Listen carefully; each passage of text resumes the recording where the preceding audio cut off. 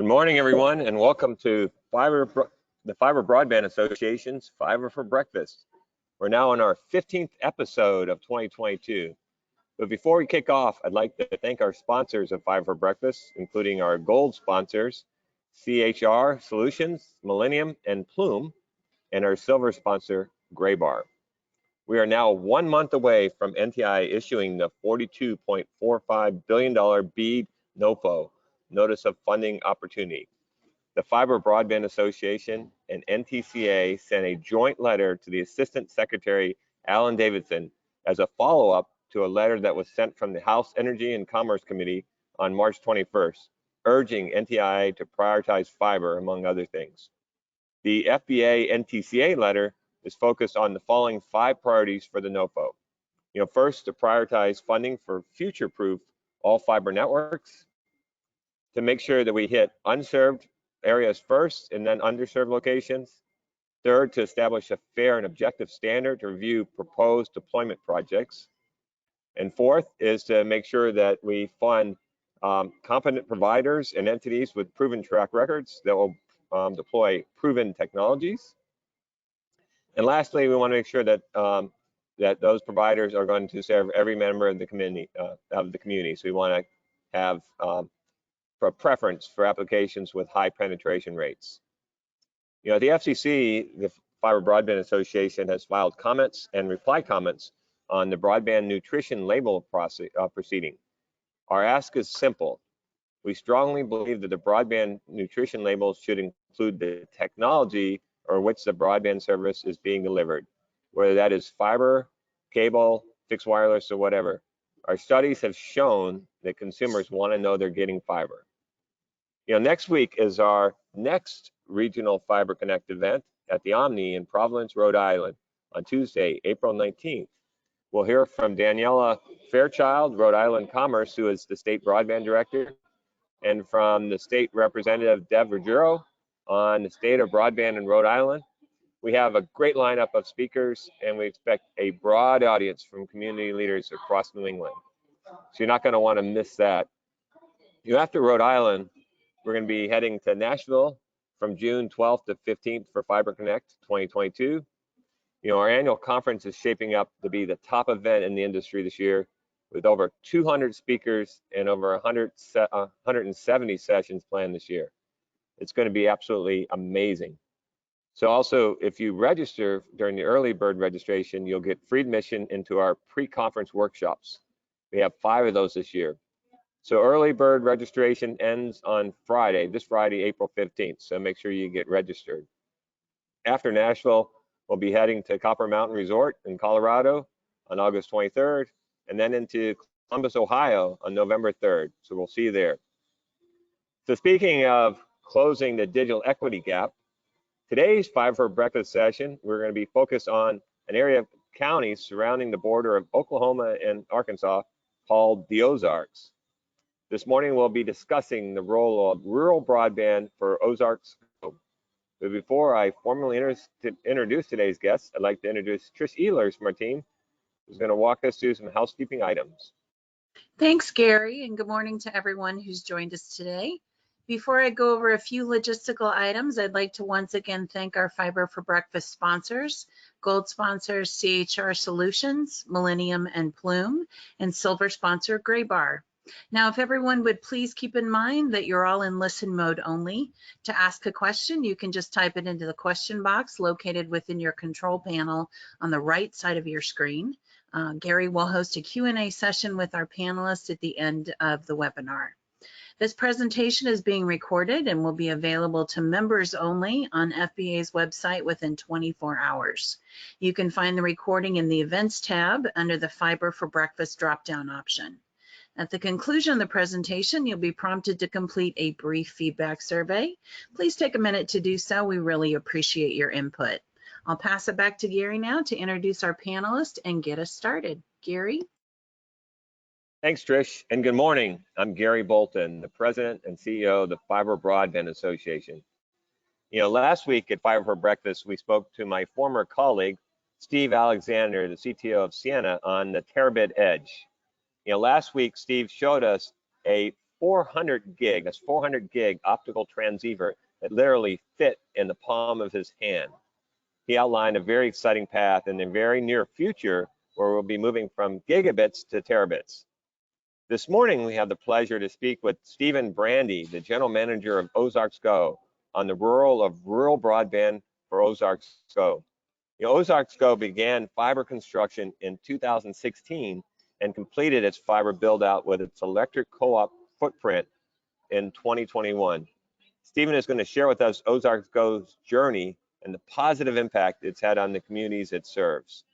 Stephen Brandy is the General Manager of OzarksGo and has over 20 years of utility experience from field to management that has included leadership roles in engineering, operations, customer service, billing, and dispatch. In his previous position, Stephen has worked for independently owned utility companies focused on distribution of natural gas and a diversified company with both natural gas and electric customers. Stephen joined Ozarks Electric Cooperative in 2016 as Vice President of Membership Relations and was promoted to General Manager of OzarksGo in February of 2019. So welcome, Stephen. And for our audience, please type in your questions as you go, and we'll have that Q&A at the end. So with that, I'll turn it over to Stephen. Good morning, Gary. It's a pleasure to be here and get going through the presentation here, and really what the decision of Ozarks Electric when we went out and really decided to deploy broadband, and just the role of OzarksGo that it's played in the time since we started. So if you want to go ahead and advance the slide. Just a little bit about Ozarks Electric. We have about 7,000 miles of electric line, over 84,000 meters. Our density is about 11 meters per mile, and you can see there we're in Northwest Arkansas, Northeast Oklahoma. It's a very fast-growing region. As an electric utility, it's we have high reliability, our rates are low, and a really high member satisfaction. At one point hitting a 96 on our ACSI score. So about 250 employees, but really our purposes are powering our communities and empowering our members. It's really our focus. Go to the next slide. You can see there is OzarksGo. It's a 100% cooperative owned. It's an all fiber network with gigabit speeds. We do have triple play, internet, phone, and TV. We have 4-phase construction. I'll talk a little bit more about that. My first board meeting coming in, we originally had a 6-phase plan, and we decided to accelerate that to a 4-phase plan. So it was a really interesting first meeting to join in and really accelerate the need of deploying into the rural areas. 50 employees for OzarksGo, that already updated as of this week. So when I put these slides together, we now have 52 employees. So we continue to grow, and also we're showing that we're adding jobs and value into this area with 50 plus new hires over the last 5 years. Go ahead and advance. One of the reasons we are one of the fastest growing is, we getting to the point where we want to quit telling people about this area. I mean, it's the 4th best place to live. It's a metro area that really extends. You can't really tell when you go from one town to the next, but yet when you drive just a little bit outside that, you really start getting into rural Arkansas. So you have a mixture of urban and rural with a lot of area of growth to the east and west of our main corridor. Along an interstate that goes right up the middle of, through our territories. We're averaging about a 4% meter growth, which is very big for an electric cooperative. And one of our drivers, our main drivers is we have, Fortune 500 companies right here. You have Walmart, Tyson, Cargill, J.B. Hunt, and of course we have the University of Arkansas, which brings in students and everything else. So we also have a migrant community that goes in and out with the school and when the years change. So really a driver of our growth is driven by the companies that we have in this area and bringing in their support and vendor support. Next slide. Kind of like what I said at the fiber to the timeline, the fiber to the home timeline, you can see there we started in March 2016 with a board approval. Our name was formed 2016 really hit the ground running, started about September, October. The construction really started to begin. December the 16th, we had our data center in place to be able to feed all of our POP buildings. Then in June 2017, you can see there we had a pilot period where we had our first customer on, and it was really key for us to make sure that everything that we set up in the first phase of our construction, everything was working. So we had a pilot period there that had about 100 customers on it, that we were really making sure that everything worked. TV was going, and then we had a full launch of our TV service in June 2017. OzarksGo does own its own head end and distribute video from there from our data center. And then from there, we just started to grow. 1,000 customers online within the first 6 or 7 months. We hit 10,000 shortly after that in June 2019. A little bit over a year over that, we hit 20,000. Our construction did complete in November 2021 to all of our in-territory areas. So the construction for the Ozarks Electric members was completed in 2021 with 1 year ahead of schedule. So that kind of goes back to why we reduced it down from a 6-phase to a 4-phase. And that was a really big decision for us, and I'm glad we did it, especially now getting to the tail end with, we're all fighting resource needs, inventory needs, everything like that. So it's nice to kind of have the major pieces of our project wrapped up and really starting to look into external growth. We are a regulated entity within a non-regulated, being the cooperative side, and we have no boundaries within the state of Arkansas. So on the regulated side for OzarksGo, so we can expand into other areas, and we are looking at that. I'll talk about that a little bit later. And then as of January 2022, we hit 30,000 online, and then today we have over 33,000 subscribers. And even though we're at the tail end and our construction is complete, we're still growing at about 600 signups a month. So there's a lot of interest in broadband, in what we're doing, and just the reliability of our system. So next slide, please. This was kind of a little summary of our role in the rural broadband. We're really seeing it as sustainability and an economic development. You can see we're bringing jobs in. We're bringing high-speed internet connections where people can now work from home. They can call their doctors for any medical advice, which, in a lot of our places, you couldn't do that. The best they had was dial-up. So we're providing that high speed and a reliable telecommunications service internally within our system. Not only that, we also are building a smarter smart grid. We're using all of the fiber backbone as, for information pieces that will help for outage restoration, future offerings to our members, and just better, quicker reliability into our system. So we're using both sides of the fiber structure into our areas to make sure we're properly serving our members, and not only that, also providing a service for them beyond what they had previously. The $13 million a year, based on when we launched this, that was discretionary income that we forecasted by the growth of our system, how much money that our customers would have based on our price points versus our competition. And we estimated about a $13 million worth of discretionary income that could go back into the economy for our area. And then, of course, I've talked about a little bit about that advanced metering and infrastructure and the smarter smart grid. So really everything, that's the reasons we got into it, is to really make sure that we're not dependent upon other providers for reliability on our electric side. We may have one of our substations go down, and it may take weeks for someone to get out there just to check a modem or something like that. And today something happens, it's internal, and we have our crews out there within hours to make sure that services are restored and they have communications in hand. So go ahead and next slide. Just a little bit on this slide. I know it could be a little bit of confusing versus target by phase versus take rate. So I wanted to kind of show you our percent of target by phase. What we're looking at there is what our financial projections were to be able to, for example, for us to be in 2022, we would want to be in each of those phases at 100%. So you can see, already being after the first quarter of the year, we're above our targets in the first quarter to hit our financial measures.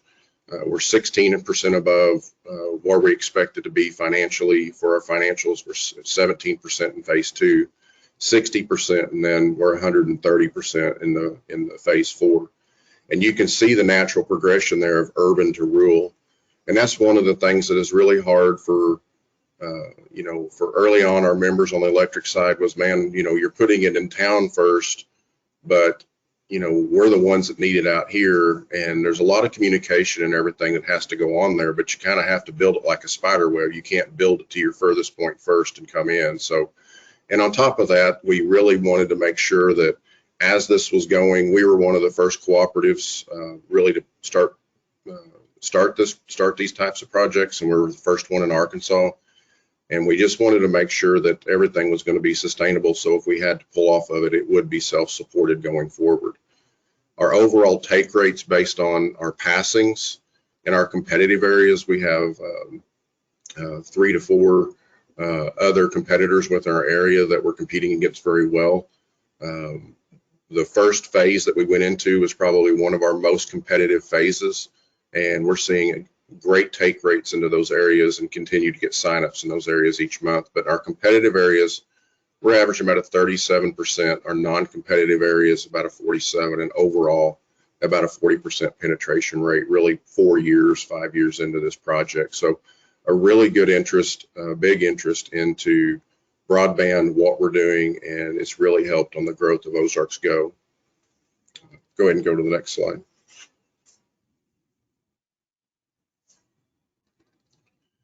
Yeah, I know the print on this is small, but really the reason is this is some really good work our marketing team has done to put together. This is a couple of examples of really, our customers taking the service into the rural areas.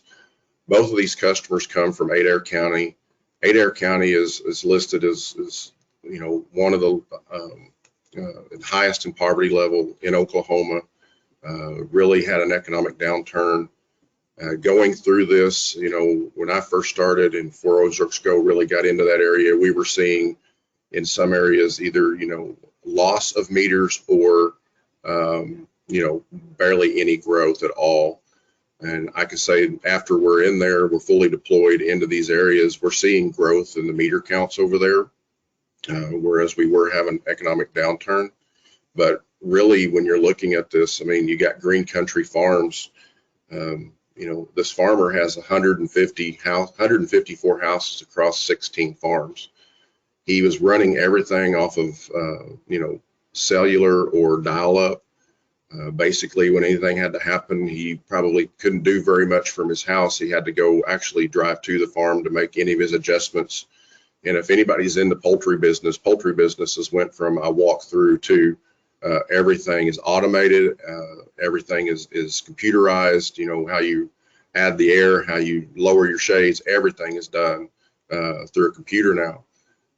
This farmer has been able to now do this. You can see him on his iPhone. He's been able to do this and manage all of his locations just from his iPhone. So that's really been a help for him. And then MTech Cave, this is a young entrepreneur within the city of Stillwell. And I'll talk about Stillwell here in a second, but he put in a kind of a computer repair, also has a gaming area within has a gaming lounge within his business, and allows people to come in and download if they don't have good speeds, and also play video games. And it's really would have never been offered without a gig service within this community. Within Stillwell too, early on, this is a rural community within Adair County, and the incumbent just decided to leave because they were like, you just can't make any money there. I mean, they pulled out, and the city of Stillwell was left with nothing. City of Stillwell has their own electric power and manages it through the city. It's kind of out of our territory, and they reached out to us, and we actually deployed fiber within the city, working with the city. And there's about 1,900 residents in there, and we have almost 900 subscribers in there. So, almost a 45, 46% take rate on where somewhere said that another incumbent said, you can't make any money here and no one's taking service. So we really helped those communities over there to be able to really break that digital divide and go through there. Go ahead and go to the next slide. Our role within the rural broadband through COVID, you can see there our annual installs and what COVID really pushed for us. And you know, it was really hard to work around some of the requirements of masks and people wanting to come into your homes, and you know, all the personal protective equipment and everything that we had to use to be able to do this. And you know, our staff did a wonderful job.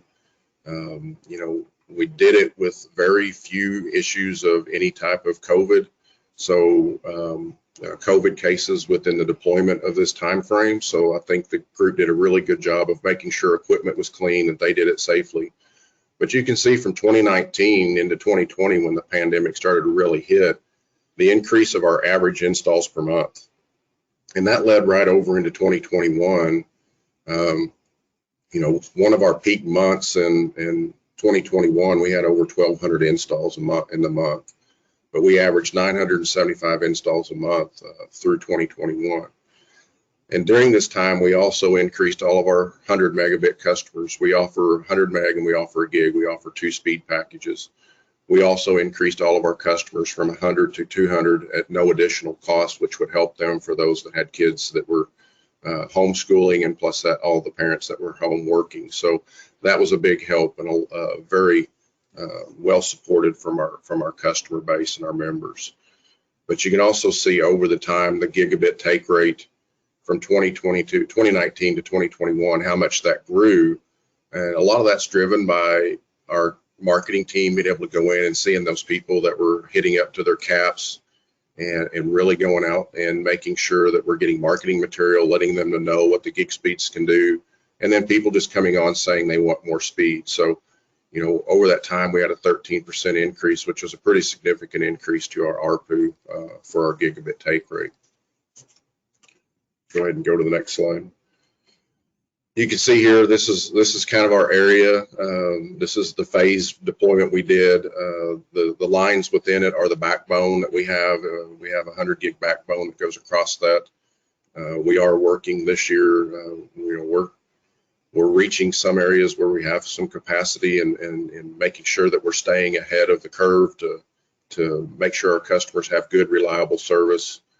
We are deploying some of that Ciena equipment, Gary, that you talked about earlier, to really increase that bandwidth in a few areas across our network and be able to help other cooperatives, which I'll talk about that through our diamond state structure. But one of the things we did early on is that yellow line that goes up to the north into Missouri. We go up and connect into a tier 1 carrier there, and we wanted to have control of our own destiny there. And on top of that, that extension that goes up through there, we've got a 288 that goes up through, that goes right along I-49. It follows the highway. So we have the ability to bridge off of that as we deploy north and continue to our loop. So good planning ongoing. The little red circle there is where we won some RDOF money that we're going to really probably in the next month begin deployment into those areas and continue building our loop up into Benton County to the north of us.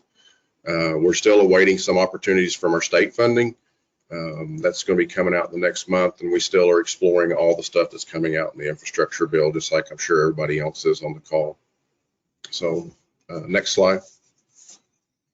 So our continued role, one of the things we did is we joined, there's 14 cooperatives there. You know, we joined together with 13 other cooperatives with a vision of having Arkansas as the most significantly connected state in the country. And not only that, we're going to have the mission of catalyzing the growth of a high-speed network across Arkansas. In a lot of areas in our really rural areas across Arkansas, there's just not a lot of ability for connectivity to a middle mile network. Our intent is to deploy a network across the state of Arkansas.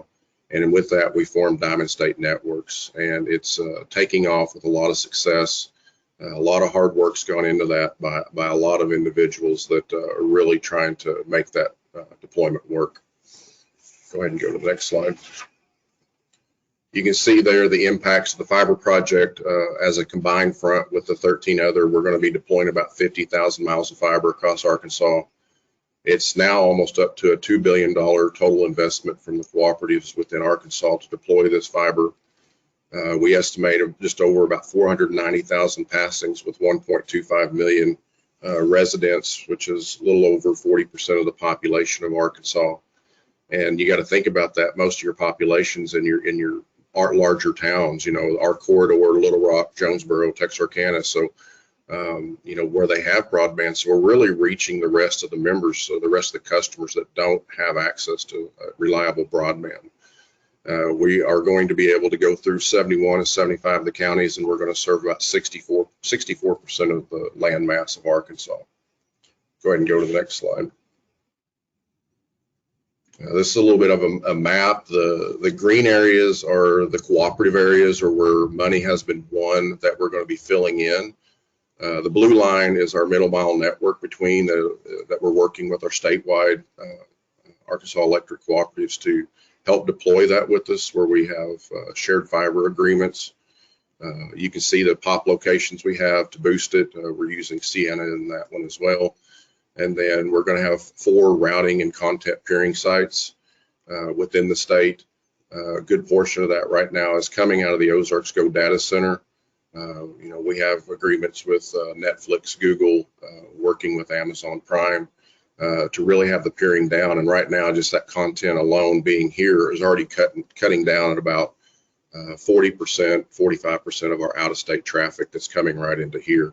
So everything that we're trying to do here is to bring more of the peering, everything into the state, bring economic development within the state, quit paying other locations, and really support the state of Arkansas and the rural deployment, and make sure everybody is served with good, reliable broadband. Go ahead and advance. So really, OzarksGo is a natural extension of our electric's purpose of powering communities and powering members. And, you know, we have success. We have, you know, a lot of people, you know, as a cooperative, people know you. It's a small area. And I know I've heard that on other podcasts where cooperatives have talked. You can't go into a restaurant, you can't go to church, you can't go somewhere where someone's asking you about when you're going to be there and are you there and how do I get service. So it's, you know, the talk of the area, and those areas that we're not in yet, there's a lot of people that reach out and want to figure out how to get us there. So I think for our rural deployment, it has been a very solid contribution of Ozarks Electric by forming OzarksGo to deploy into our rural areas. And that's it. If you have any questions. Steven, thank you so much. And yeah, this is really impressive. I really like the fact that you're able to generate $13 million a year in surplus that you can deploy. What do you do with that money? I'm sorry, it's raining really hard behind me. What was your question again? Oh, you know, you have that $13 million of surplus that you're generating from your fiber build. What are you doing with that surplus? Well, right now it's paying for a lot of the, you know, the startup.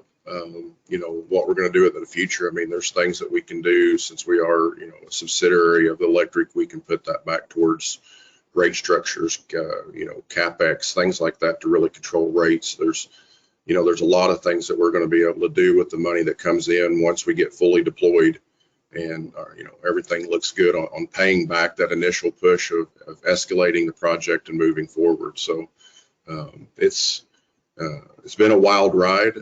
One of the things I've always said is, you know, when people ask me, I mean, you can do this job by working half days. Really doesn't matter which half of the 12-hour, you know, 24 hours you work, whether you work, you know, AM or PM, but you're going to work 12-hour days. You can do it in a half day. So it's a lot of work to go into this. Well, hey, so I've got a lot of questions here. So economically, do you require a fixed penetration rate in order to build? And are you pre-selling your current electric customers? And then there's a follow-up question on, do you install new messenger self-supporting attachments to your 3-phase poles? So those that we pre-enroll, we did start doing that. We found that to be an advantage for us as we deployed, especially into the rural areas. That helped us plan better, and it kept our make-ready costs down. And we, you know, really had a lot of communication has to go around in that pre-enrollment. What was the other question? Oh, just on are you doing this aerial or buried, and then are you leveraging your 3-phase poles? And Yeah, we are about 88% aerial, 12% underground. Now, everything that we do out of network, of course, we've been doing underground. So, and there were, right now our system with our poles, everything that where we're at, now that we're finally through with our make-ready deployment, our system is top notch. It's up to date. All of our poles have been updated. Those that needed to be. We also went through, anything that needed to be changed out as far as, years of service, or, if they were showing any signs of wear and tear. So our system today is probably the healthiest it's ever been on the electric side. oh, great. Yeah, so there's some questions here that maybe you can follow up on. There's some requests for copies of your co-op joint agreements and initial plans and statewide cooperations. So I'll let you follow with that directly. But Stephen, I just really appreciate you sharing the great work you're doing for the Ozarks and Arkansas in general, and the positive impact that you're making on the communities that you're serving. So thank you for that. And I want to thank everybody for joining us today, and I look forward to getting back together next Wednesday, where we're going to be discussing Western Colorado region's Elevate Broadband with Nate Wolwitzkit, the Regional Broadband Director for the Northwest Colorado Council of Government. So you're not going to want to miss that. Thanks, everyone. Thanks again, Stephen, and we'll see you guys hopefully on Tuesday at in Providence, and then again on Wednesday at Fiber for Breakfast. Thanks, everyone. Thank you.